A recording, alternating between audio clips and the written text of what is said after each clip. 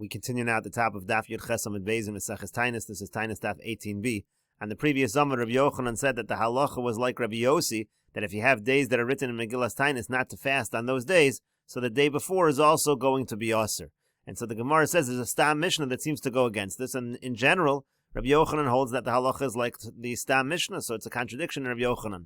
And here's the Mishnah continuation of the Mishnah that we started before. This is a Mishnah in Megillah. It says, Mutarin behesped v'tainis. Case over here is, let's say they read the Megillah, they didn't read it on the 14th of Adar or the 15th of Adar, they read it a little early. And so the halach is those days that they read the Megillah, even though they're reading the Megillah on that day, so still it's mutar behesped v'tainis. Rashi over here says, Mutarin behesped v'tainis. We're going to take a look at the Bach's Girsa over here in Rashi. Rashi over here says, B'nei tesvav dekrachin, uv'nei yodalad dekforim. Meaning those who, if you're in the walled city, you generally read on the 15th. If you're in an unwalled city, you read on the 14th. Vayaros shakaru Megillah kodem zamanam. So they're going to read it a little earlier. Kinamafarish hasam Megillah nikras b'yod aleph b'yod beis b'yod gimel b'yod dalid b'tezvav. That's what it says in Meseches Megillah, that sometimes if you lived out in the villages, you could read a little early, the 11th, the 12th, the 13th, etc. Lo pachas v'lo yoser krachan amukafin choma mimosi Yoshua ben Nun korim b'tezvav kfarim vayaros gedolos korim b'yod dalid. Again, if it was surrounded by a wall, and it's a walled city, it's on the 15th normally. Not a walled city, if it's a large city or a village, something like that, again, then it's going to be on the 14th. Elashak varim makdim liyom haknisa. But again, in the villages, they would sometimes do it earlier to the day of gathering, meaning on the Monday or Thursday when they were gathering anyway. That's why they would read a little bit earlier in the villages. So the idea again over here is shakvar makdim liyom haknisa mutar and osan yamim shakarua kodem zmana basvid v'tainis. The idea is those days when they read it a little early. Still, those days, even though they're reading the Megillah, it's not such a day of celebration that you're not allowed to eulogize or fast. In fact, you are allowed to eulogize and fast. That's the Stam Mishnah. Now the Gemara first has to clarify the Stam Mishnah before getting to its question. So the Gemara says, Eimas, when exactly is this Mishnah talking about? Ilema b'nei chameser v'kakaru le'bar beisar. If we're talking about someone who lives in a walled city, normally reads on the 15th of Megillah, and now is reading a little early on the 14th. It just says early, we don't know exactly the case. But that's not true. Umishari, would the 14th be permitted in eulogies and fasting? That's not true at all. V'aksiba Megillas Taanis, but it says in Megillas Taanis, Yom Arbo Asar Bo v'Yom Chamisha Asar Bo, on the 14th and the 15th of Adar, Yom Purayo Inan, those are days of Purim, the Lo Lemispad Bahon, you're not allowed to have eulogies. V'Yamar Ravan, Rava said on that, Lo Nitzrucha Elalesor Eshel Zeh Bozeh, the whole point of this line is to say, even if you're someone who usually is on the 15th, on the 14th you can't have eulogies. And vice versa, if you normally read on the 14th, you still can't have eulogies on the 15th. So it can't be we're talking about the 14th. So maybe you'll say the case is it's someone who normally reads on the 14th out in the villages, and then they're reading instead on the 13th. Again, they do it a little earlier to the Yom HaKnisa, to the day when they normally gather anyway. But that's not true either. Yom Niknor, who will explain this later, but the 13th is also a day of celebration. It's called Yom Niknor, and there's no way that it would be mutter behesped v'tainis. Okay, so maybe the case is it was on the 14th, and they read a little earlier on the 12th. Yom Turainus, that's also a day of celebration. It's called Yom Turainus. There's no way that would be mutter behesped v'tainis. Elalav de kakaru le bechadesar. The case must be that they're reading on the 11th. V'katani mutter behesped u'v'tainis. And what does it say? It says it's mutter behesped v'tainis, meaning the 11th is the day before the 12th. The 12th is a day of celebration, and apparently the day before is not a problem. So you see from the Stam Mishnah, the day before is mutter behesped v'tainis. And again, Rabbi Yochanan generally follows the Stam Mishnah. Sounds like this Mishnah is not like Rabbi Yossi. It's a contradiction within Rabbi Yochanan. And so the Gemara says, Lo, no, that's not what this Mishnah was talking about. It's talking about as follows. B'nei arba asar v'kakarule b'treisar. The case actually is over here, where it's people who normally read on the 14th, and instead of reading on the 14th, they're reading on the 12th. Yom Turainus. Now you asked before that this is Yom Turainus. Yom Turainus guve betule betluhu. So the Yom Turainus was actually nullified. There is no day like that anymore. Hoel v'ner gubo Shmaya v'achya achiv. Because Shmaya and Achia, his brother, they were killed on that day, so it's no longer a day of celebration. That's why it's not a problem. And the Gemara continues, Kihad Rav Nachman, it's similar to the situation with Rav Nachman. Gozer Taanis b'treisar. He decreed a Taanis, a fast day on the 12th day. Amrule Rabban, and the rabbi said to him, Yom Turainus, who isn't it Yom Turainus, it's a problem. Amar Lui said to them, Yom Turainus gufe betuli betuluhu. He said exactly this, Yom Turainus was nullified. Hoel v'nergubo Shmaya v'achia achiv. Since Shmaya and Achia, his brother, were killed. But the Gemara still doesn't like this answer. But typically, the Havale Yom Shalifnei Nikner. 1 second. Even if we're talking about this day of Yom Turainus and we're saying it was nullified, but the 12th is the day before the 13th.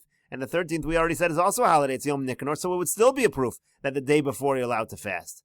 And so the Gemara says, no, Amar Rav Ashi says, Hashta iu gufe bitluhu mishum Yom Nikanor nekum v'nigzar. It doesn't make sense to say that. Because if you have a holiday on that day and you nullify the holiday, so then the fact that it's the day before a holiday is not going to count anymore. In other words, now you went ahead and nullified the holiday, so just because it's the day before Yom Nikanor, there's still going to be a Gzeir in place. That doesn't make any sense. The nullification applies not only to the holiday itself, but also to its status as the day before Yom Nikanor. We'll take a look at Rashi over here. Rashi says, Shmaya va'achya chasidim hayu. These were pious individuals. V'lo piresh mihem. We don't know exactly who they are, but again, they were killed on this day, and that's why they nullified this particular occasion. And the Gemara continues, My Nikanor or my Turainus. What exactly is this day of Nikanor, and what is this day of Turainus? So the Gemara says, the Taanis, we learned in a Brisa, Nikanor echad me'afarcha yevonim haya. Nikanor was one of the generals of the Greeks. Uvechol yom v'yom, and every single day, haya mein if yadu al Yehuda v'Yerushalayim, he would wave his hand over Yehuda and Yerushalayim. V'yom, and he would say, Amos haitipol b'yadi, when is this area going to fall to me? Ve'er mesena, and I'm going to trample it, I'm going to conquer it. And when the Malchus Beis Chashmonai, when the Chashmonaim became more mighty, and they succeeded in overpowering the Greeks, Kitzatzu Bahonos Yodav V'Raglav, they cut off his thumbs, they cut off his big toes, B'Tolam B'Shari Yerushalayim, and they hung them in the gates of Yerushalayim. V'Yomru, and they said, Pesha Hayamedaber Begaiva, this mouth that was speaking arrogantly, V'Yadayim, and these hands Shayamanifos al Yerushalayim, that were waving over Yerushalayim, Tasa Behem Nekama, let vengeance come against them. So this was a day to celebrate that they overcame this enemy. And the Gemara continues, My Turainus, what is the day of Turainus? Amru Keshabikesh Turainus Larugas Lulinus Upapus Achiv. So they said that Turainus, he wanted to kill Lulinus and Papus, his brother. Turainus can be translated as Trajan, so he wanted to kill these two brothers, Beludkia and Ludkia. Amr Lemi said to them, if you're from the nation of Chananya, Mishal, Vazariah, so then in that case, so your God should come and should save you from me. In the same way that he saved Chananya, Mishal Vazariah, Miyad Nebuchadnezzar, from Nebuchadnezzar. So Amrulo, they said to him, Chananya, Mishal, Vazariah, Tzadikim, Gemurn Hayu. First of all, Chananya, Mishal, and Azariah were total Tzadikim. Therefore they were fit that a miracle should happen to them. And Nebuchadnezzar was a legitimate king. So therefore it was fit that a miracle should happen through him. But this Russia, meaning you're just a regular person, you shouldn't even be a ruler. And it's not even fit that a miracle should happen to you, through you. Plus, we're already chayiv to be destroyed by HaKadosh Baruch Hu. And if you don't kill us, there are many murderers that God has, many ways that God can have us killed. There's many bears and lions, many things that can shapogin banu, that can meet up with us, and they can kill us. There are many things that can attack us and kill us. Rather, HaKadosh Baruch Hu, the only reason he gave us over to you is because in the future he's going to punish you for this. So in other words, they said, yes, we might be killed, but you'll be punished. And the Gemara says, Afal Pichein, nevertheless, even though they said this to him, Hargon Miyad, he killed them immediately. Amru, they said, Lo Zazu Misham, they didn't move from there, at Shabo Diyufli Miromi, until some officers came from Rome, Upitzu Es Mocho Begizrin, and they took clubs and they split open his head. In other words, he was punished immediately, and this was the cause for the celebration. And Rashi over here says, Lulainus upapas ochiv tzadikim gemurim hayu. Rashi says they were total tzadikim. Beludkia, Rashi says, he lud, v'hainu damin v'chol duchte, haruge lud, en kol bir yechol alamar b'mechitzasam beganeden. These are the ones who were killed in Lud. That's what we're referring to. There's an opinion that the reason why they were killed was because the daughter of the king was found dead. They said it was the Jews that did it. So they made a decree, and these ones came along and redeemed Israel. They said, we're the ones that did it. They wanted to help save those who were being blamed. And then the king ended up killing just these individuals and not attacking all of the Jews. The Gemara continues at the two dots, quoting the Mishnah, in Gozrin Taanis al Atzibur b'tchila b'chamishi v'chulu. It said that we never start the set of fast days on a Thursday. And then it also said in Gozrin Taanis b'Rosh Chodashim. It said we don't make a fast day on Rosh Chodashim and other days of celebration. And then the Mishnah went on to say that if you start, meaning if you set up these fast days, and then they go into one of these days like Rosh Chodesh, so then already you're allowed to fast on that day. And so the Gemara says, V'kama hava haschala, what's considered to be that you already began fasting, that you already began the series of fasts? Rashi over here says, what's considered that you started, that you don't stop at that point? So it's a machlokas. Rav Acha amar shalosh. Rav Acha says 3. As Rashi says, shalosh tanios, 3 fasts. Sheni v'chamishi v'sheni. In other words, if you do a Monday, Thursday, Monday, and now you're going in a sequence, and you come along again to Rosh Chodesh or something similar, then you don't stop the fasts. Rabbi Asi says, achas, even 1 fast is considered that you've started. Rashi over here says, Rabbi Acha v'Rabbi Yossi, amoroi ninu. Rabbi Acha and Rabbi Yossi, he has Rabbi Yossi over here, they're amoroim. It's not really the way of Tanoim to be discussing things over here. So therefore, the discussion over here is the Amoroim. And we'll take a look at the Bach. He says, Nira be'enai lefia girsa shelafanin regards Rabbi Asi lo yetzarich lefarish. The pshita d'Amoroim. And Rashi was bothered. He must have had the gears of Rabbi Yossi. Rabbi Yossi is usually a Taanis, so he clarifies it's an Amora. We have a gears of Rabbi Asi, so it's not a problem at all. Clearly, this is a machlokas Amoroim. In any case, the Gemara continues. Amar Rav Yudah Marav. Rav Yudah says in the name of Rav, Zu Divrei Rabbi Meir. This is the opinion of Rabbi Meir. Sha'amar Mishum Rabbi Gamliel, who's saying in the name of Rabbi Gamliel, as Rashi over here says, Zu Divrei Rabbi Meir, Va Divrei Rabbi Meir, Demas Nisim Kai. We're going on Rabbi Meir's opinion in the Mishnah. The Gatani Ein Mashlimin says over there that you don't complete these fasts. Again, if it falls out on a day like Rosh Chodesh, you don't complete the fast. Avol Chachamim, or what the Chachamim say, Misanu Mashlim. Even on these days, you have to fast and you have to complete the fast. Darish Marzutra Mishmei de Rav Huna, Halacha Misanu Mashlim. Marzutra darshan in the name of Rav Huna that is indeed the halacha. You fast and you complete the fast on these days. And I'm just going to move back over here to Tes Vavam and Beis just to reread this Mishnah so we see exactly what we're referring to over here. Again, the Mishnah said, Ein gozrin tainas al atzibur b'rosh chodashim b'Chanukah v'Purim. First, the Mishnah said you don't have, when you set up these fast days, you don't do it on Rosh Chodesh, Chanukah, and Purim. V'im hischilu ein mafsikin. If you began, then you don't stop. That's the idea. Again, that was the machlokas in the Gemara. Is beginning considered 3 fasts or 1 fast? Rabbi Gamliel, that's Rabbi Gamliel's opinion. Amar Rabbi Meir, afal pi shamar Rabbi Gamliel, ein mafsikin, mo dahoya shein mashlimin. Even though you don't stop, but you should not complete the fast. Again, that's what the Gemara said. That's Rabbi Meir's opinion, and that's why the Gemara is ending over here. That's what the Gemara means when the Gemara says this is the opinion of Rabbi Meir, shamar mishum Rabbi Gamliel, but the Chachamim say you do complete the fast. And Marzutra Mishmei de Rav Huna says that is indeed the halacha. Hadron aloch seder tanios ketzad. We will return to you. We will return to the second parak. This is the conclusion of the second parak of Meseches Taanis. If you're enjoying these videos and this channel, please take a look at the description box below to see how you can support this channel.